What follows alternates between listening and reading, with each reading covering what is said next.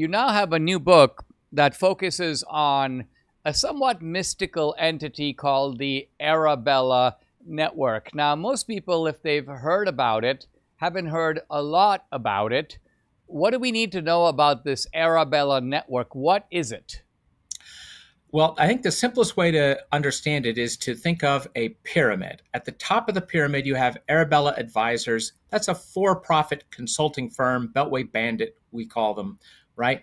It creates and operates everything below it in the pyramid. Now, in the middle of the pyramid, you have half a dozen nonprofits of different legal types.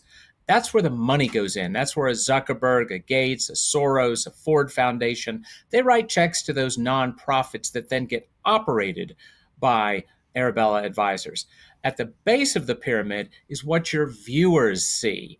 That's the hundreds and hundreds of these fake groups with names like Keep Iowa Healthy, Secure Michigan Elections, Floridians for a Fair Shake, yada, yada. They want Americans to think, oh, these are some neighbors of mine here in the States, and they're upset about something that's, some wrong being done. When in fact, it's just a doofus at a desk in DC who's created a website and bought some Facebook ads. Wow.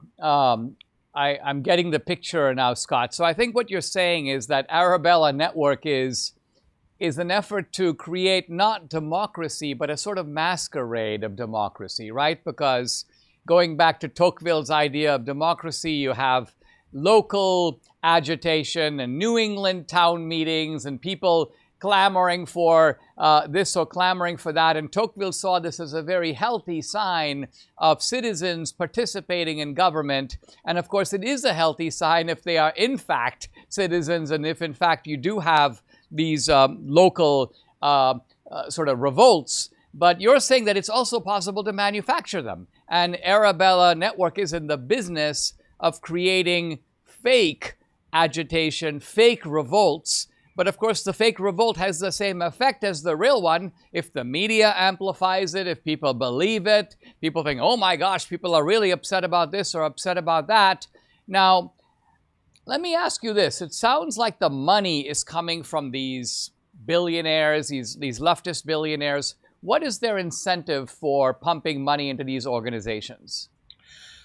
Well, you really hit right on the head with your Tocqueville reference, because yes, the traditional America is decentralized, right? Neighborhoods, towns, states have real powers. But of course, every single policy, by some strange coincidence, that Arabella has ever pushed would centralize more power in Washington. Now, that answers the question of why do the billionaires want this? And by the way, it's not just billionaires like people like Pierre Omidyar or Soros or Gates.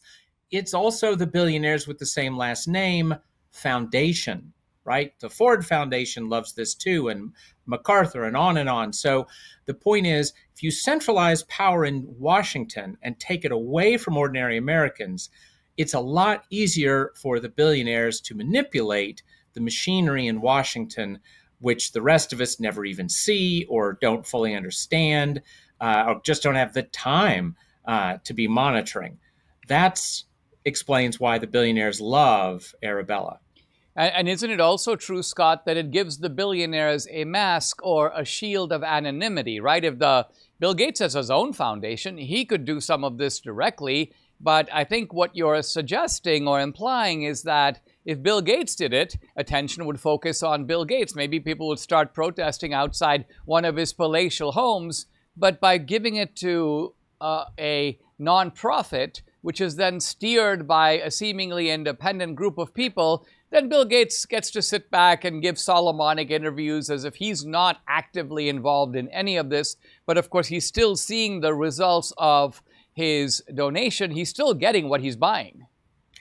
No, that's exactly right. The billionaires write the checks to those Arabella-run nonprofits. But remember, there's about a half dozen of those, and then there are hundreds of projects. You have no idea when you see a project by, Arabella's new venture fund. Well, who of the many people pouring money into the new venture fund was supporting that project? You'll never know. In a time when Hollywood continues to peddle moral confusion and cultural decay, Angel Studios is doing something truly remarkable, creating films that inspire and reflect our values. Their latest release, Sketch, is a prime example. Imagine Stranger Things meets Inside Out, but with virtue, imagination, and heart at the center. The story follows a young girl whose sketchbook falls into a mysterious pond, only to have her wild, colorful drawings spring to life. It's suspenseful, it's funny, it's deeply moving, entertainment with a moral compass. If you're a premium Angel Guild member, you already have 2 free tickets waiting for Sketch in theaters starting August 6th. If not, now is the time to join and take a stand for media that strengthens families instead of tearing them down. You'll also unlock Angel's entire streaming library, content that aligns with faith, freedom, and truth. Visit angel.com/Dinesh today. Become a part of the Angel Guild to receive 2 free tickets to Sketch in theaters August 6th. Go to angel.com/Dinesh.